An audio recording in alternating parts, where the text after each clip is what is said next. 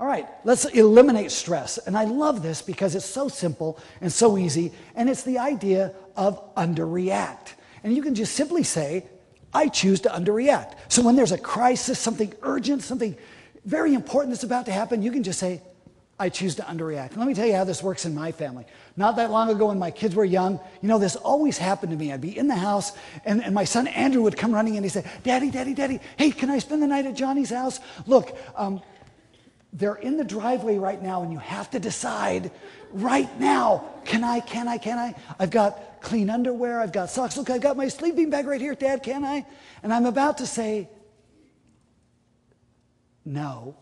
But then the mom comes in. Oh, we'd really like to have Andrew come and stay with us, can he? And don't you just feel like on the spot? It's like, oh, what can I do now? So one of the ways I did this, I would say, well, if you need an answer right now, the answer is no. But if you give me some time to think about it, the answer might be yes, and I want you to decide. Is the answer now or later? So I didn't realize it at the time that I was actually employing the principle of underreact. See, underreact is the opposite of freaking out, right? You don't need to freak out. You can actually say, I choose to underreact, and you take a step back and you take a breath, and you actually have a more appropriate response because you're not emotionally engaging in that crisis. I think of this as your emotional caller ID, right? We all have caller ID, and it's wonderful because you get to choose when you pick up, right? It may be that when I call you, you say, oh, that guy again? Oh man, I don't want to talk to him because it's the wrong time. I don't want to engage in that conversation. I'm on my way out. I can't really concentrate right now. So think of underreact as your emotional caller ID, that when there's a crisis or something going on in your life, you say, I'm just not going to pick up. I'm not going to pick up. I'm not going to emotionally pick up and engage in that decision right now. I'm going to take a step back. I'm going to choose to underreact, and I'm going to have a more appropriate response. This is a tremendous, tremendous skill that if you can develop, it changes your life because you've just eliminated the stress that comes with crises and urgent situations. Now, I'm here to say it does not change whether something is important or serious. It allows you to be a better decision maker because you're not emotionally picking up. You're not freaking out. All right. Number 5, be abundant. I love being abundant because it's all about how you perceive the good that happens in other people's lives. How often do we hear about some great blessing that happens in someone's life and we say, oh, I wish that would have happened to me. When is it my turn? No one ever happens that. Or we get a little jealous, right? Your friend comes and says, hey, I got a new job, I got a promotion. And you're like, congratulations. That's great. And inside you're like, what a loser. Right? But being abundant is this, that good happening to someone else doesn't take anything away from you. In fact, it's the opposite. Because good things have energy that happen, energy that surrounds them. And if good is happening to someone else, you should just come and join that good because some good is going to happen to you as well. Here's the example I like to use. Let's say you're in line for the movies and the movie starts at 7 o'clock and at 6:45. And there's a big line and you're like, oh, do you feel the stress just by me talking about it? You're like, I hope we get in the movie. I hope there's enough people. And just as you're thinking that, a family of 5 jumps the line in front of you. And what do you say? You say nothing, right? But inside you're like, or you whisper to your wife or your spouse,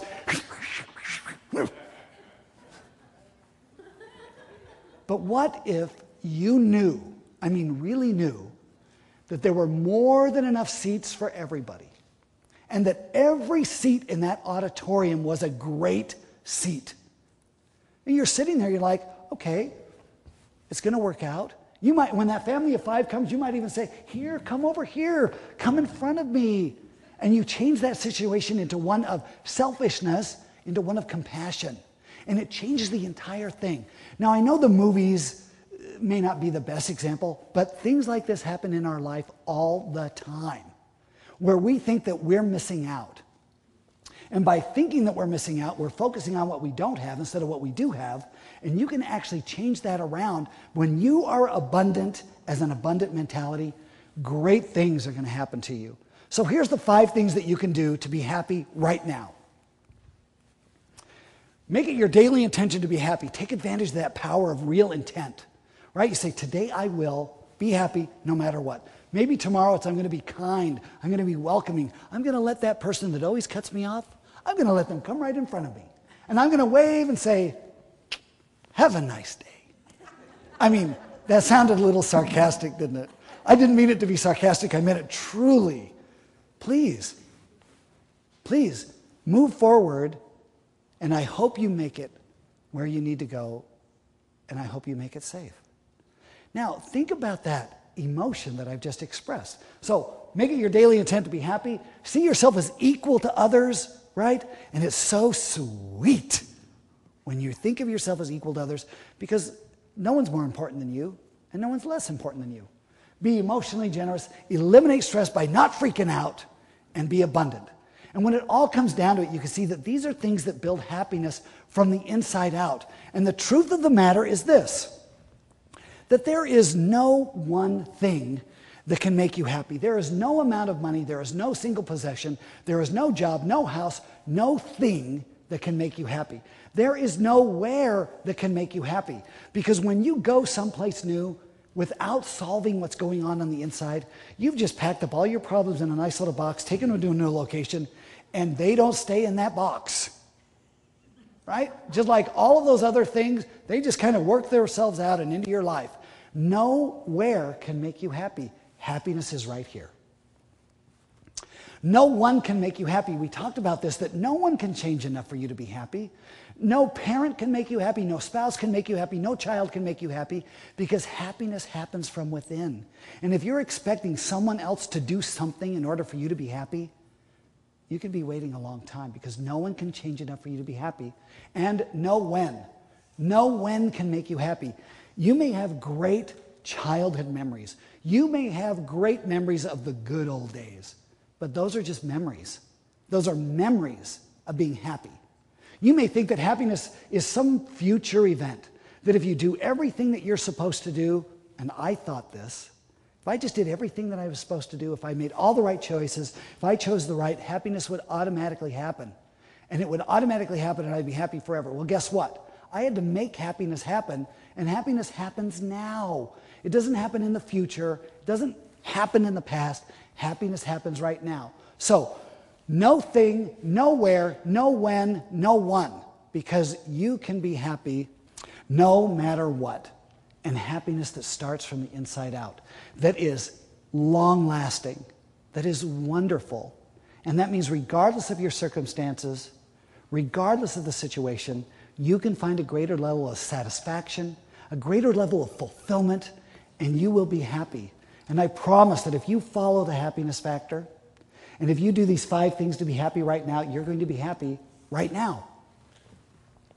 So if you'd like to learn more, my book is available for sale in the lobby, and we're having seminars. Go on my website to find out when seminars are so that you can participate in that. And my promise to you is this, that the life that you're living today, right this minute, that if you take this somewhat seriously, and you look at your printed program and you see that I said, what are the 3 things that you can do to be happy right now? I showed you 5. What I recommend is that you choose 3. Maybe just pick one. And pick one that you're going to focus on, you're going to concentrate on, that you're going to work on for the next 24 hours. And for instance, if you were just to wake up tomorrow and say, I choose to be happy today no matter what. And you go to work and your boss is mad, can't wait because it's Friday, and you've made that intention to be happy, you are going to have a better day.